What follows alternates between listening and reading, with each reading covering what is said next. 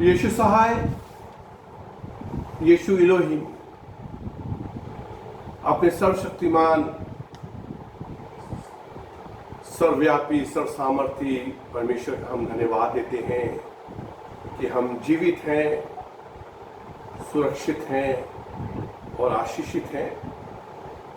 और प्रभु ने हमारे जीवन में एक और नया दिन जोड़ा है कि हम उसके वचन पर मनन कर सकें।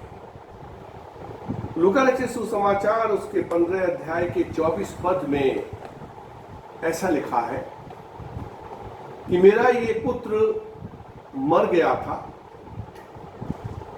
फिर जीवित हुआ है, खो गया था, अब मिल गया है। मेरे प्रियो, जब हम प्रभु की संगति से दूर होते हैं, परमेश्वर के घर से दूर होते हैं, उसकी छत्र छाया से अलग हो जाते हैं, तो हम अपने लिए परेशानियां लेके आते हैं। यूहन्ना रचित सुसमाचार 15 अध्याय के 5 पद में यीशु मसीह जी ने ऐसा कहा है कि मुझसे अलग होकर तुम कुछ भी नहीं कर सकते। प्रभु यीशु मसीह से अलग होकर हो सकता है कि हम बहुत सारा धन कमाएं, हो सकता है कि हम एक बहुत लग्जरियस लाइफ जिए, लेकिन फिर भी जो इत्मीनान, चैन और शांति हमारे पास होना चाहिए वो हमारे पास नहीं होता। और जब हम अपना मन बनाते हैं कि हम प्रभु के पास फिर से लौट जाएं, उसकी संगति में चले जाएं, उसके घर में पहुंच जाएं, तो सचमुच में हमारा परमेश्वर हर समय हमें अपने गले से लगाने के लिए तैयार रहता है। प्रभु यीशु मसीह ने ये कहा, यदि किसी मनुष्य के पास 100 भेड़ें हो और उसमें से एक खो जाए, तो वो 99 को छोड़ देता है और खोई हुई उस भेड़ को ढूंढने के लिए चला जाता है। और जब उसे पा लेता है तो बड़े प्रेम से उस भेड़ को अपने कंधों पे उठा के लेके आता है और आकर अपने मित्रों से कहता है कि मेरे साथ आनंद करो, क्योंकि मेरी खोई हुई भेड़ मुझे मिल गई है। यीशु मसीह जी ने कहा कि ऐसे ही स्वर्ग में एक मन फिराने वाले पापी के लिए आनंद किया जाता है, जो 99 ऐसे धर्मियों के लिए नहीं होता जिन्हें मन फिराने की आवश्यकता नहीं है। मेरे प्रियो, प्रभु यीशु मसीह ने एक बड़ा मार्मिक दृष्टांत कहा। उन्होंने कहा कि किसी मनुष्य के 2 पुत्र थे और उसमें से छोटे ने अपने पिता से कहा कि पिताजी, आपकी संपत्ति में जो मेरा हिस्सा है वो मुझे दे दीजिए। मैं ऐसा सोचता हूं कि निश्चित रूप से पिता ने उस पुत्र से पूछा होगा कि तुम बेटा ऐसा क्यों चाहते हो। तो उसने ये कहा कि मैं यहां नहीं रहना चाहता, बल्कि परदेश जाना चाहता हूं। और उसके पिता ने शायद उसे ऐसा भी समझाया हो कि बेटा देखो, हमारे पास ये महल जैसा बड़ा मकान है, बहुत बड़ा कारोबार है, बहुत सारी जमीन और जायदाद है, धन है, सोना चांदी है, हर तरह के खाने और पीने की भरपूरी है, और तुम्हारी सेवा के लिए सैकड़ों नौकर और चाकर हैं। इतने बड़े आराम को छोड़कर तुम क्यों जाना चाहते हो? और वैसे भी मुझे इस कारोबार को चलाने के लिए तुम्हारी मदद की जरूरत है। लेकिन बेटा नहीं माना। बड़ा अभागा है वो पिता जिसका अपना बेटा उसके साथ ना रहना चाहे, बल्कि अपने आप को शैतान की युक्तियों और अंधकार की शक्तियों और इस संसार की चमक धमक में ले जाना चाहे।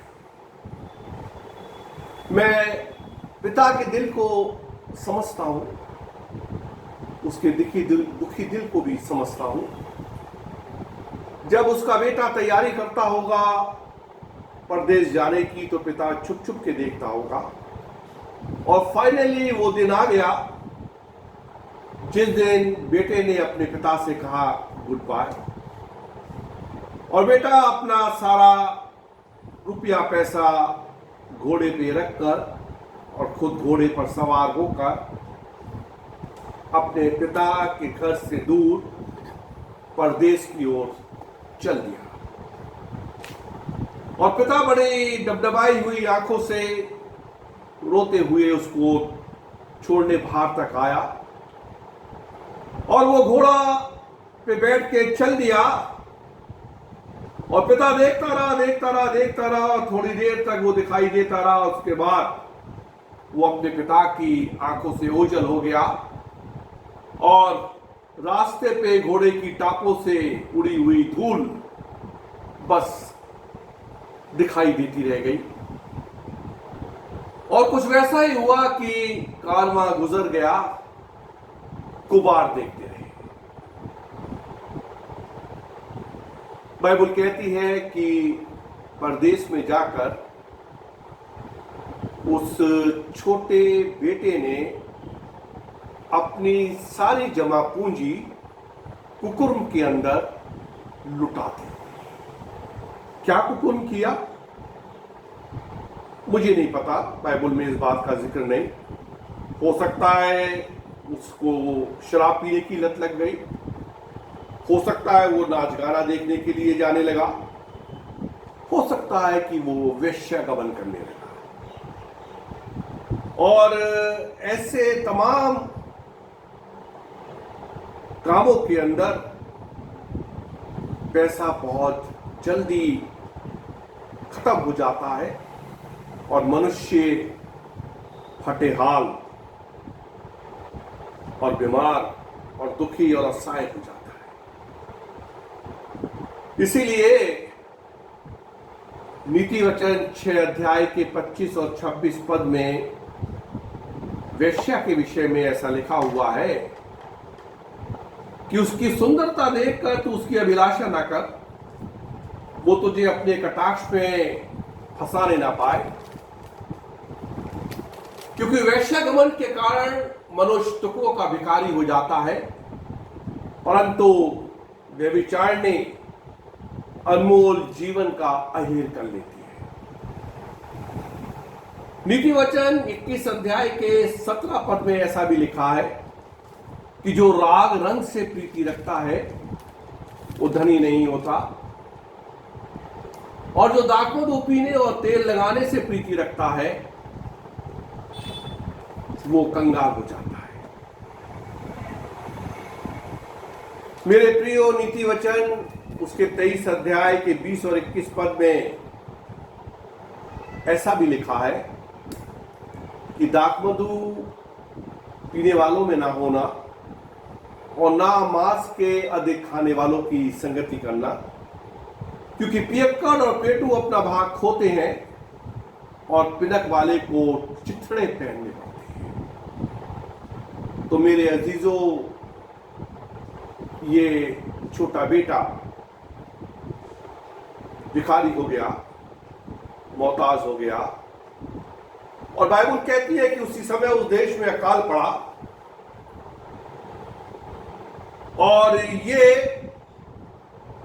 बिल्कुल कंगाल हो गया। इसके साथी, इसके दोस्त भी इसको छोड़कर इधर उधर हो गए, और ये एक मनुष्य के यहां जा पड़ा। बाइबल में लिखा जा पड़ा। जा पड़ा मतलब बस जाके कि भाई तू ही है जो कुछ है मेरे लिए। और उस मनुष्य ने उसे एक काम पे रखा, और वो काम था सूअरों को चराने का। यहूदी मनुष्य है और बड़ा ही लज्जित काम है एक यहूदी के लिए सूअर चराना। यहूदी के लिए भी, मसीह के लिए भी, मुसलमानों के लिए भी। मुसलमान लोग तो सूअर से इतनी नफरत करते हैं कि वो सूअर को सूअर भी नहीं कहते, बल्कि उसे जानवर कहते हैं। और सूअर कीचड़ में लौटने वाला जानवर है, और सब तरह का गंदा और मैला खाने वाला जानवर है। मैं सोचता हूं इससे बुरा और कोई काम नहीं जो एक पैसे वाले बाप के बेटे को मिला। और वचन कहता है कि जो फलियां सूअर खाते थे वो उन फलियों को खाना चाहता था और कोई उसे कुछ नहीं देता था। पद 17 बड़ा आत्मिक पद है जिसमें ये लिखा है कि जब वो अपने आपे में आया, आपा इंग्लिश में वर्ड यूज हुआ है सेंसिस। यीशु मसीह ने भी अपने शिष्यों की ये शर्त रखी कि जब तक कोई मनुष्य अपने आपे से इनकार ना करे और अपने क्रूस को ना उठाए और मेरे पीछे ना आए, वो मेरा शिष्य नहीं हो सकता। आपा का इनकार करना, सेल्फ डिनायल, अपने अभिलाषा, अपनी इच्छाओं का नाश करना। और यहां पर आपा अपने सेंस में आना, अपने आप को सोचने पे मजबूर करना। और जब वो अपने आपे में आया तो एक रियलाइजेशन उसको हुआ। और क्या रियलाइजेशन हुआ? उसको ये रियलाइजेशन हुआ कि मेरे पिता के घर में जो मजदूर हैं उनको भूख लगने से ज्यादा रोटी मिलती है और मैं यहां पर भूखा मर रहा हूं। तो जब आपे में आया तो रियलाइजेशन आया और रियलाइजेशन से एक डिसीजन आया। और डिसीजन ये था कि मैं उठकर अपने पिता के घर में लौट जाऊंगा।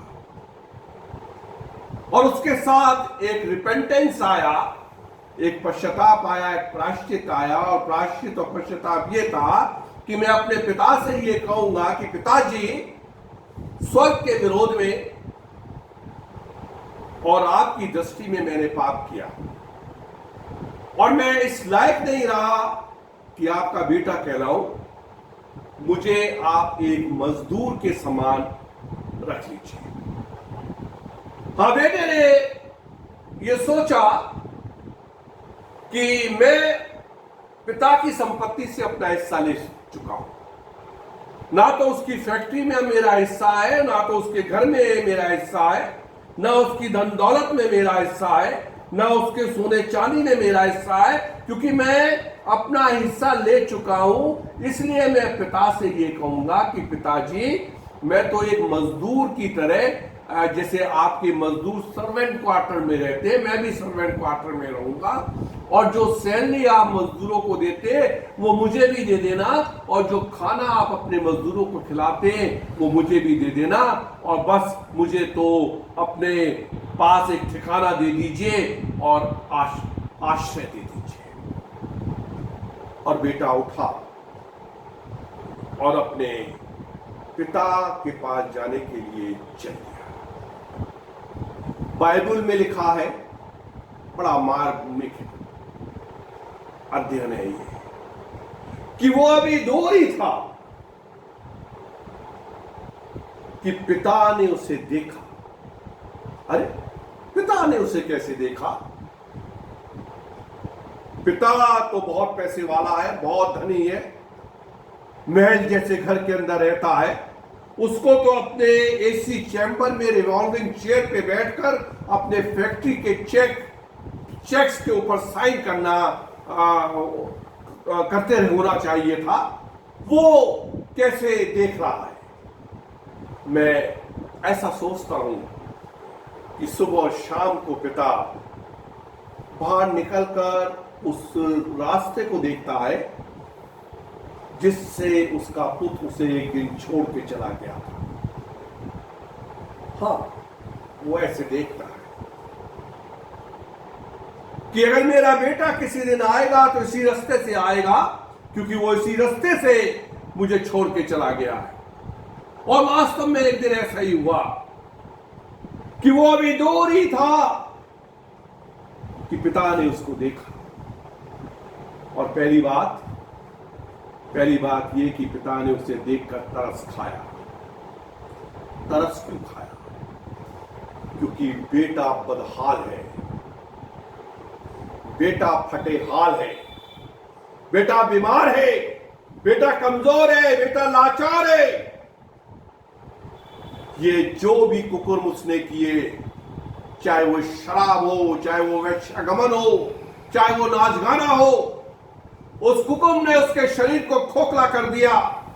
उसके गाल पिचक गए, उसकी आंखें धस गई, उसका पेट पीठ से लग गया। बीमार है, दुबला पतला, मरा मराया, हड्डियों का ढांचा, और कपड़े बिल्कुल फटे हुए, बस किसी तरीके से तन पे टिके हुए थे, और नंगे पैर असहाय अवस्था के अंदर चला आ रहा है। तो पहली बात, वो अभी दूर ही था कि पिता ने उसे देखा, और देखकर पहली बात पिता ने तरस खाया, तरस खाया, उसकी हालत को देख के तरस खाया। और दूसरी बात, पिता दौड़ा, बाइबल में लिखा है पिता दौड़ा। Yes, A old man, an old man was running while the young man not even walked properly. बुढ़ा पिता दौड़ रहा है अपने बेटे के लिए, लेकिन वो बेटा जो जवान है वो लड़खड़ाता हुआ चला आ रहा है, वो सीधा चल भी नहीं पा रहा है। और तीसरी बात, पिता ने जाकर दौड़कर उसे अपने गले से लगा दिया। और चौथी बात, पिता ने उसको बहुत चूमा। मेरे अजीजों, ये बड़ा ही रोमांचकारी मिलन हुआ पिता और पुत्र का, ऐसे बेटे का जो अपने पिता को छोड़ के चला गया, अब दोबारा से अपने पिता के पास आया है। और बेटा पिता के कंधे से लगकर रोता रहा, लेकिन मैं अपनी आत्मा में ये सोचता हूं कि बेटे से ज्यादा पिता रो रहा था। और बेटे ने अपना मुंह खोला और कहा, पिताजी, स्वर्ग के विरोध में और आपकी दृष्टि में मैंने पाप किया है, और अब इस योग्य नहीं कि आपका पुत्र कहलाऊं। और आगे उसको यह कहना था कि पिताजी, मुझे एक मजदूर के समान रख लीजिए, लेकिन पिता ने उसको ये कहने नहीं दिया। यहां तक पिता ने बोलने नहीं दिया, बल्कि बीच में ही पिता ने टोक दिया और उसको निपटा लिया और कहा कि बस बेटा, बस मेरे बेटे, बस, अब इससे आगे कुछ मत बोलना, नहीं तो मेरी छाती फट जाएगी।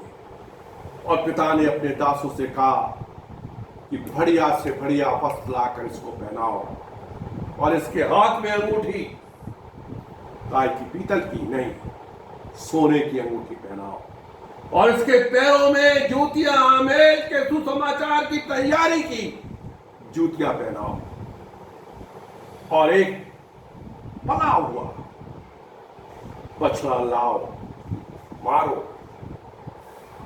और पकाओ, और हम आनंद करें। पिता ने क्या दिया? पिता ने वस्त्र दिया, पिता ने सोना दिया, पिता ने जूतियां दी, और पिता ने बढ़िया खाने का भी किया। हाँ मेरे अजीजों, मैं इस स्थिति को बहुत अच्छे से समझता हूं, क्योंकि मैं एक समय था कि मैं भी पिता के घर से दूर था, अपने स्वर्गीय पिता के घर से दूर था। मैं भी इसी रीति से शराब पीता था, मैं भी इसी रीति से, ऐसा कोई गुनाह नहीं था जो मैंने नहीं किया। मैंने सारे पाप और सारे अपराध और सारे गुनाह किए, लेकिन एक दिन मैं अपने पिता, स्वर्गीय पिता के घर में वापस आया। और जब मैं स्वर्गीय पिता के घर में वापस आया, तो उसने मुझे अच्छे से अच्छा वस्त्र पहनाया, अच्छे से अच्छे जूते उसने मुझे दिए, अच्छे से अच्छी अंगूठी सोने की उसने मुझे दी, और अच्छे से अच्छी सोने की जंजीर उसने मुझे पहनाई और अच्छे से अच्छा खाना, बेहतरीन खाने का इंतजाम उसने मुझे किया। मेरे अजीजों, पला हुआ बछड़ा, पिता ने कहा है, पला हुआ बछड़ा क्या होता है? पला हुआ वो होता है जिसको पाला पोसा जाता है विशेष दिन के लिए। रख दो इसको, इस बछड़े को रख दो, ये क्रिसमस के लिए रख दो, इसको हमारे जन्मदिन के लिए रख दो, इसको खाने दो, इसको पीने दो, इसको तगड़ा होने दो, ताकि जिस समय हम इसका पुलाव बनाएं और कोरमा बनाएं और जिस समय अखनी तैयार करें तो इतनी चिकनी अखनी हो जाए कि हमारे हाथों की उंगलियां तक चिपक जाए। ऐसा बछड़ा, ऐसा खाना परमेश्वर आपको और मुझको खिलाना चाहता है। इसलिए मेरे प्रियो, मैं आज आपसे यह कहता हूं, यदि आज आप में से कोई भी जन अपने पिता के घर में नहीं है, अपने पिता की संगति में नहीं है, अपने पिता की छत्र छाया में नहीं है, तो आज ही अपने आपे में आइए। और जब आप अपने आपे में आएंगे तो एक रियलाइजेशन आपको होगा, और जब रियलाइजेशन होगा तो आप एक डिसीजन ले पाएंगे, और जब आप डिसीजन लेंगे तो रिपेंटेंस आपके दिल के अंदर आएगा, और आप उस रिपेंटेंस के साथ अपने पिता के घर में जब वापस आएंगे, पिता अपने बाहों को पसारकर आपके स्वागत के लिए आपको तैयार मिलेगा। कब तक आप दूसरों के आगे हाथ फैलाते रहेंगे? 100 दे दे, 50 दे दे, 500 दे दे, नहीं मेरे अजीजों। व्यवस्था विवरण की 28 अध्याय के 12 पद के अंदर ये लिखा है कि तू बहुत जातियों को उधार देगा पर तुझे किसी से उधार लेना ना पड़ेगा। तू बहुत जातियों को उधार देगा का मतलब तेरा हाथ, अगर तू अपने पिता के घर में है, अगर तू अपने पिता की संगति में है, यदि तू अपने पिता की छत्र छाया में है, तो तेरा हाथ ऐसे रहेगा। ऐसा हाथ होता है देने वाले का। तेरा हाथ कभी भी ऐसे होता है मांगने वाले का हाथ। तेरा हाथ कभी भी ऐसा ना होगा। मेरे अजीजों, इस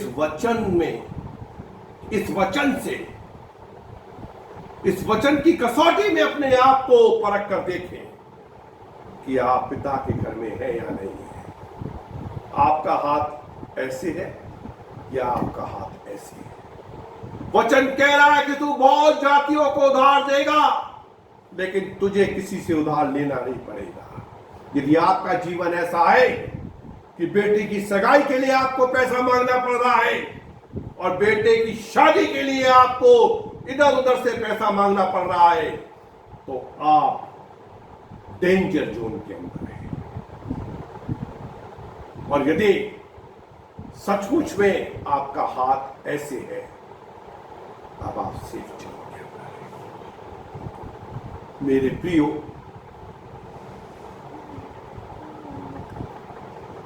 तब पिता ने ये कहा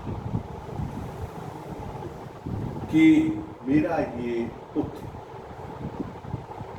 मर गया था, फिर जी गया है, खो गया था, अब मिल गया है, और वो आनंद करने लगे। मेरे प्रियो, सन 2000 महीने में बैप्टिस्ट चर्च में मैं प्रीस्ट इंचार्ज की हैसियत से लगा, और सन 2001 में पहला ईस्टर था जब मुझको प्रचार करना था, और पूरे लैंड डेज एज वेडनेसडे से लेकर जो भी वेडनेसडे की कॉटेज मीटिंग्स हुई बहुत बढ़िया हुई, और पैशन वीक, होली वीक, सोमवार, मंगल, बुध, बृहस्पति की बहुत अच्छी मीटिंग हुई, और गुड फ्राइडे के 7 वचन बहुत प्यारे हुए। बीच में सैटरडे का दिन था, और संडे को यानी ईस्टर के दिन मुझे फिर से प्रचार करना था, और मैं गुड फ्राइडे की मीटिंग के बाद धन्यवाद के साथ प्रभु के चरणों पे आया उपरौठी कोठरी पे चढ़ गया और मैं धन्यवाद दे रहा था कि प्रभु तूने बड़े सामर्थ बल और बुद्धि से मेरी अगुवाई की कि मैं अच्छे अच्छे वचनों से अपनी कलीसिया से बातचीत कर सका। हे प्रभु, ईस्टर के लिए भी मुझे एक अच्छा वचन दीजिए। और प्रार्थना करते करते मैं बेसुध हो गया और मुझे बिल्कुल साफ आवाज आई, उड़ाओ पुत्र। मैं जागा, मैंने फिर प्रार्थना करी, फिर मेरे सामने से ऐसी एक फिल्म सी निकलती गई, उड़ाओ पुत्र। मैंने कहा नहीं प्रभु, उड़ाओ पुत्र पे प्रचार नहीं करना, मुझे तो आपके जी उठने पे प्रचार करना है। और 3 बार ऐसा हुआ। तब मैं उठा और उठकर टेबल पे जाकर बाइबल खोली और मैंने उड़ाओ पुत्र को पढ़ा। और जब मैं यहां पर आया तो मेरा ये पुत्र मर गया था, फिर जी उठा। अरे मैंने कहा जी उठा, प्रभु यीशु मसीह के जी उठने पे तो प्रचार करना है। मैंने प्रभु को उसी समय घुटनों पे जाके धन्यवाद दिया कि धन्यवाद प्रभु जी, आपने मुझको सही वचन दिया। और मैंने इस उड़ाऊ पुत्र पे ही उस ईस्टर पे अपने जीवन के पहले ईस्टर पे प्रचार किया और बड़ा प्रभावशाली वचन प्रभु ने दिया। अभी तो हम उतना बोल भी नहीं पाते क्योंकि जरा भी प्रचार लंबा हो जाए तो डाउनलोड होने में बहुत दिक्कत होती है। लेकिन उस समय प्रभु ने एक प्रभावशाली वचन दिया, यही वचन जो मैं आज आपके सामने प्रचार कर रहा हूं। मेरे प्रियो, बेटा लौट के आया और पिता ने उसे अपने गले से लगाया। और पिता आज भी हर एक उन जन को जो लौट के उसके पास आना चाहते हैं, गले से लगाने के लिए तैयार है। क्यों? क्योंकि वो नहीं चाहता कि कोई भी जन नाश। ये अंत के दिन है और हमारे प्रभु यीशु मसीह का आगमन अति शीघ्र है। और हमारी ये कोशिश होनी चाहिए कि हम अगर प्रभु की संगति से दूर हैं तो प्रभु के पास पहुंचे। इसी बीच क्या हुआ कि इस धनवान व्यक्ति का बड़ा बेटा खेत से काम करके लौटा और जब वो घर के पास पहुंचा तो उसको गाने बजाने की और नाचने की शब्द सुनाई दिया। उसने एक दास को बुला के पूछा ये क्या हो रहा है। दास ने ये नहीं कहा कि तेरा भाई आया है तो पिता ने अंगूठी दिया है, कपड़ा दिया है, जूता दिया है। दास ने केवल एक बात कही कि तेरा भाई लौट के आया है और तेरे पिता ने भला हुआ बचा करवाया है, क्योंकि उसे भला और चंगा पाया है। बड़े भाई ने जैसे ये सुना तो नाराज हो गया और उसने घर के अंदर जाना नहीं चाहा। बड़ा भाई जल्दी सलंग जाता है, क्रैक है, और हमारे यहां उसके लिए वर्ड यूज हुआ है कच्चा। नाराज हो गया, अंदर नहीं जाना चाहा। पिता को मालूम पड़ा कि बेटा बाहर नाराज खड़ा है, सनक गया है। पिता भाग आया और अपने बड़े बेटे को मनाने लगा। बड़ा बेटे की शिकायतें सुनी। वो ये कहता है कि पिता मैं सारी जिंदगी तेरे साथ रहा, हमेशा तेरे साथ रहा। साथ रहता है, घर में ही रहता है। हाँ, ये उड़ाऊ बेटा तो घर छोड़ के चला गया, भाग गया, पिता को छोड़ गया, लेकिन ये तो साथ रहता है। वो कहता है मैं तो साथ रहता हूं, अपनी नौकरी भी छोड़ के आ गया तेरे लिए पिताजी, तेरी सेवा करने के लिए, लेकिन फिर भी तूने मुझे कुछ नहीं दिया। ये बड़ा बेटा कह रहा है, इसको दिया, इसको दिया, इसको दिया, मुझे कुछ भी नहीं दिया। ये बड़े बेटे की शिकायत है। अकड़ू है, खिजेला है, खिस्सेला है और बहुत ही जुबान का गंदा है। इसके मन के अंदर गंदगी भरी हुई है। ये दोषारोपण करता है।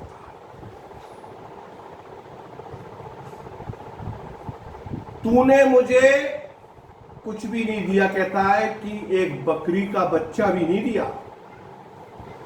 कि मैं अपने मित्रों के साथ आनंद करता था, पार्टी करता था। मेरे प्रियो,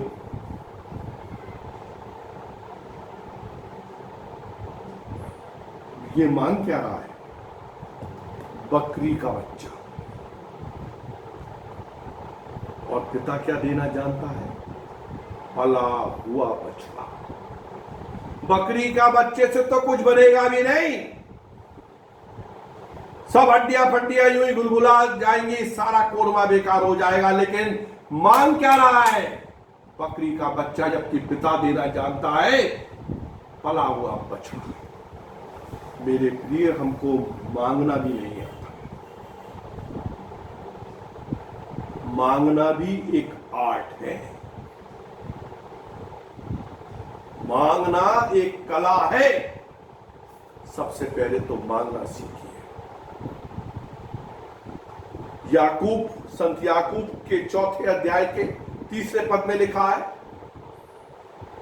कि तुम मांगते हो और नहीं पाते, क्योंकि बुरी इच्छा से मांगते हो ताकि अपने भोग विलास में उड़ा लो।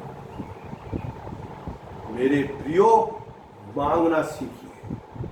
आपका पिता जो है ना, उसके पास ऐसी क्या चीज है जो नहीं है, और वो सब कुछ आपको देना चाहता है, लेकिन आपको मांगना आना चाहिए। मैंने एक पिक्चर में देखा कि एक जन था जो एक्टिंग बड़ी अच्छी कर लेता था, और वो अक्सर क्या करता था कि किसी भी कार के सामने जानबूझ के आ जाता था और फिर कहता था कि अरे चोट लग गई, फ्रैक्चर हो गया, और उसका दोस्त उसको उठाता था और कार वाले ने उसको पैसे दिए कि चलो ये पैसे ले लो, नहीं तो हॉस्पिटल चलो, मैं तुम्हें दिखा देता हूं। अरे नहीं, मैं कोई बात नहीं है, पैसे उसने लेके रख लिए। कार वाले को कुछ शक हुआ, थोड़ी दूर जाके वो मोड़ के ले आया तो देखा कि दोनों जन हंस रहे थे और कह रहे थे कि हाँ, आज तो बहुत पैसे मिल गए, हम पिक्चर देखने चलेंगे। उस कार वाले ने देखा कि इसको बड़ी अच्छी एक्टिंग आती है, और वो उसको एक अरबपति का बेटा बना के ले गए, उस भिखारी को। उसके गले में एक लॉकेट डाल दिया, और जब अरबपति से कहा कि ये तुम्हारा खोया हुआ बेटा है, और उन्होंने कहा कि मैं कैसे जानूं कि देखो इसके पास लॉकेट है, उस अरबपति ने उस भिखारी को अपने गले से लगा दिया और उन्होंने कहा कि अब हम शॉपिंग करने जा रहे हैं, पिता से कुछ पैसे मांग लो। तो भिखारी तो था ही, कहा पिताजी हम शॉपिंग करने जा रहे हैं, पैसे दीजिए। उन्होंने कहा बोलो कितने पैसे दूं? कि जी 100 रुपए दे दीजिए। उन्होंने हाथ से इशारा किया कि अरे तू अरबपति का बेटा, 100 रुपए से क्या होगा? तो उन्होंने 500 दे दीजिए। उन्होंने इशारा किया बढ़ा दे और बढ़ा दे, तो 1000 रुपए दे दीजिए। उन्होंने कहा और बढ़ा दे। उसने कहा नहीं, इससे ज्यादा मुझसे खर्च नहीं होंगे। मेरे प्रियो, पिता तो बहुत कुछ देना जानता है, लेकिन आपको मांगना भी तो आना चाहिए। और सबसे बड़ी बात तो ये कि क्या उड़ाऊ पुत्र ने आके अपने पिता से अंगूठी मांगी या कपड़ा मांगा या जूतियां मांगी? उसने तो कहा कि मुझे तो एक मजदूर के समान रख लीजिए। वो तो ये कहने आया। तो पिता तो आपके मांगे बिना ही आपको सब कुछ देना जानता है, क्योंकि बाइबल में लिखा है कि उसे सब पता है कि आपकी क्या आवश्यकता है। वचन कहता है कि पहले उसकी धार्मिकता और राज की खोज करो, तब ये सारी चीजें तुमको मिल जाएंगी। मेरे प्रियो, हमारा स्वर्ग के पिता हमसे असीम प्रेम करने वाला पिता है। और यदि हम उसको छोड़ के चले भी जाते हैं ना, तो वो अपने मन के अंदर कोई द्वेष नहीं रखता, बल्कि बड़ी लालसा से हमारे लौटने की प्रतीक्षा करता है। और वो चाहता है कि हम लौट के उसके पास आ जाएं, और वो हमें अपने गले से लगाने के लिए तैयार है। मेरे प्रिय, इस वचन के द्वारा मैं आपसे यही कहना चाहता हूं कि यदि आज के दिन आप अपने स्वर्गीय पिता की संगति में नहीं हैं, उसकी छत्र छाया में जीवन व्यतीत नहीं कर रहे हैं, अपने स्वर्गीय पिता के घर में नहीं हैं, तो अपनी मनमानी को छोड़िए, अपनी होशियारी को छोड़िए, अपने आपे में, यस, वो आपा। जब कोई बहुत नाराज होता है ना, तो हम ये कहते हैं कि अपने आपे में रहिए, अपने आपे से बाहर मत आइए, उस आपे में आइए। और जब आप उस आपे के अंदर आएंगे ना, तो रियलाइजेशन आपको आएगा, और जब रियलाइजेशन आपको आएगा तो आप एक डिसीजन ले पाएंगे, और जब आप ये डिसीजन ले पाएंगे कि मुझे मेरे पिता के घर में जाना चाहिए,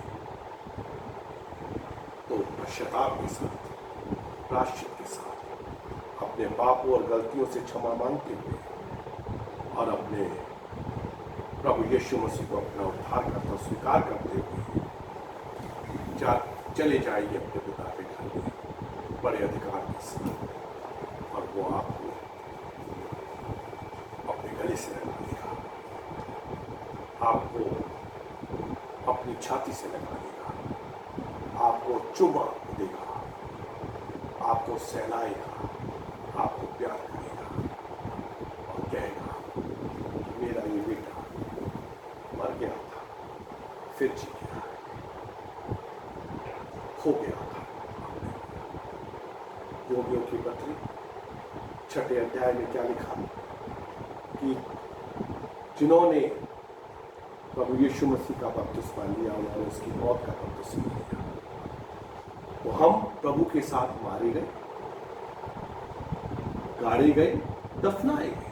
हाँ, बैप्टिज्म टैंक के अंदर यही होता है।